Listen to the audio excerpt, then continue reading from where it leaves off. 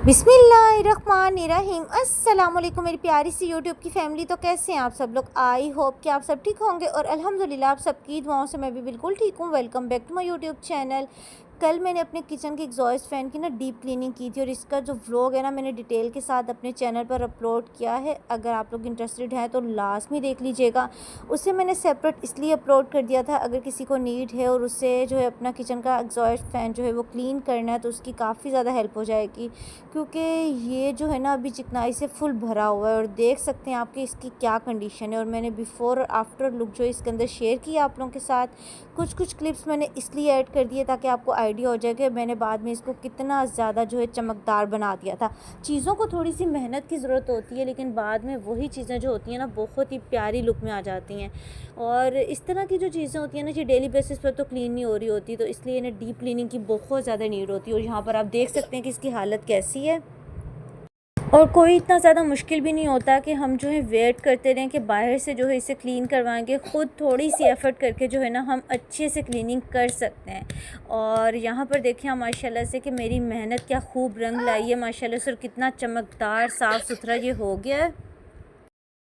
तो खैर आपने एग्जॉस्ट फ़ैन के तो शश देख लिए हैं कि कितना ज़बरदस्त सा जो ये क्लीन हो चुका है। उसके बाद जो है फिर मैंने बनाया था चालू चिकन का सालन शोरबे वाला। इतना दिल चाह रहा था कि इस तरह से बना हुआ और रोटी चूर के खाई जाए ना, तो इसका फ्लेम मैंने ऑफ़ कर दिया। मुझे इतना ही शोरबा चाहिए, इजीली बच्चे भी ना चूर के खा लेते हैं। और अभी इसमें मैं फ़्रेश धनिया ऐड करूँगी, पिसा हुआ ज़ीरा ऐड करूँगी, उसके साथ मज़े की खुशबू आएगी, फ्लेवर आएगा।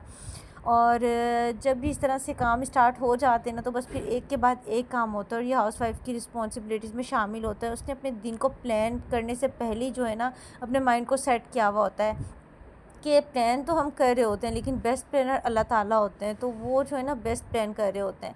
उसके बाद जो ये मॉर्निंग टाइम है, आज बच्चों को मैं जो इस तरह से पराठे बना दूंगी लाइट लाइट से, क्योंकि मॉर्निंग टाइम में ना इनका बिल्कुल भी दिल नहीं करता नाश्ता करने को। अपने मूड पे डिपेंड करता है कि ये क्या खाते हैं।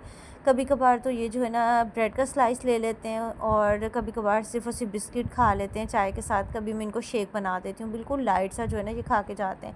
आज इनका दिल चाह रहा था कि मम्मा जानी आलू चिकन का सालन है तो हमें उसके साथ ना पराठा बना दें, तो बस मैंने इस तरह से इनको 2 पराठे बना दिए थे।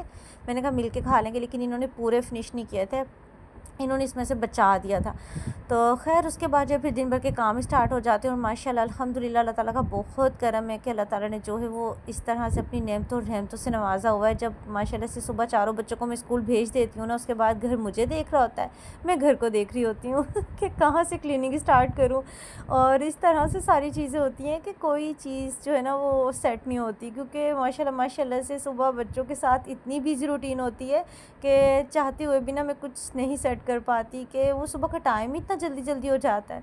तो यहाँ पर जो है मैंने इस रूम को अच्छे से क्लीन कर दिया है, लेकिन उस रूम को नहीं किया क्योंकि वहाँ मोहम्मद अजान सो रहा है। सुबह मैं लाइट चली गई थी तो उसकी नींद बिल्कुल भी पूरी नहीं हुई थी, तो अभी उसे मैंने थोड़ी देर के लिए सुला दिया। उसके बाद जो मैं यहाँ वहाँ की चीज़ें उठाऊँगी, इन्हें ऑर्गेनाइज़ करके रखूँगी, उसके बाद जो अपनी क्लीनिंग स्टार्ट करूँगी।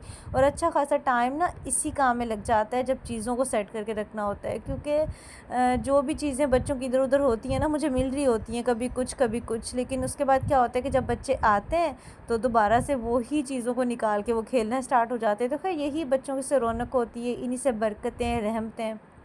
तो ये है कि फिर इस तरह के छोटे छोटे कामों के साथ ना दिन भर का अंदाज़ा भी नहीं होता टाइम का, कि भाई कब दिन ख़त्म हो गया और कैसे हमने जो है सारे काम किए। तो ये है कि अल्हम्दुलिल्लाह अल्लाह ताला का बहुत शुक्र अदा करना चाहिए।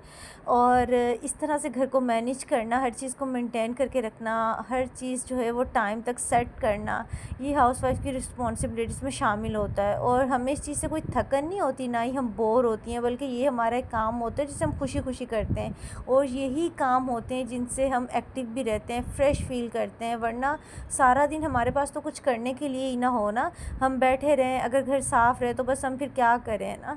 तो ये जो छोटे छोटे काम होते हैं ना, ये हमें फ्रेश और एक्टिव रखने के लिए बहुत ज़रूरी होते हैं। और कहते हैं ना हरकत में बरकत है। और ये देखें इनकी इस तरह से मुझे पेंसिल्स कलर्स वगैरह मिलते रहते हैं, फिर मैं इससे जो है ना रखती रहती हूँ। और कभी कभार मुझे कोई छोटी पेंसिल भी मिल जाए ना तो वो भी मैं इनकी रख लेती हूँ, कभी इनके पास ना हो ना तो फिर वही मैं निकाल के दे रही होती हूँ। और ख़ैर रूटीन के साथ साथ जो है मैं आप लोगों के साथ बहुत ज़रूरी बात करूँगी कि जिस तरह हम रूटीन में अपने कामों को तरजीह देते हैं ना, क्लीनिंग को, कुकिंग को, बच्चों को, हर चीज़ को हमारी कोशिश होती है कि हम अच्छे से मैनेज करें। इस तरह से बहुत ज़रूरी होता है कि हम अपनी 5 टाइम की नमाज़ भी पढ़ें। वैसे तो हमें कुछ एक्स्ट्रा इबादतें भी करनी चाहिए क्योंकि ये जो है ना हमारे लिए बहुत ज़रूरी होती है, लेकिन 5 टाइम नमाज़ तो हम पर फ़र्ज़ है जिसे हम नहीं छोड़ सकते। और नमाज़ पढ़ने से दिल को सुकून मिलता है, हमारी रूह तक ताज़ा हो जाती है। तो इसलिए अपने रूटीन का एक बेस्ट और इम्पोर्टेंट पार्ट बना लें। सारे कामों से मैं फ़्री हो गई थी, मोहम्मद अज़ान को भी मैंने फ़्रेश करवाया, चेंज करवाया, वो थोड़ी देर के लिए सो गया था। मैं नमाज़ अदा कर रही हूँ। अपने व्लॉग को मैं यहीं पर एंड करूँगी। होपफुली कि आपको मेरा आज का व्लॉग, आज की रूटीन अच्छी लगी होगी। अच्छी लगी है तो प्लीज़ लाइक करें, शेयर करें और अगर चैनल पर न्यू है फिर तो ज़रूर सब्सक्राइब भी कर दें। इसके साथ ही मुझे दीजिए इजाज़त। इंशाल्लाह नेक्स्ट एक प्यारे से व्लॉग में दोबारा मुलाकात होगी। चैनल को ज़रूर सब्सक्राइब कर दीजिएगा। अपनी ख़ास दुआओं में ज़रूर याद रखिएगा। अल्लाह हाफ़िज़।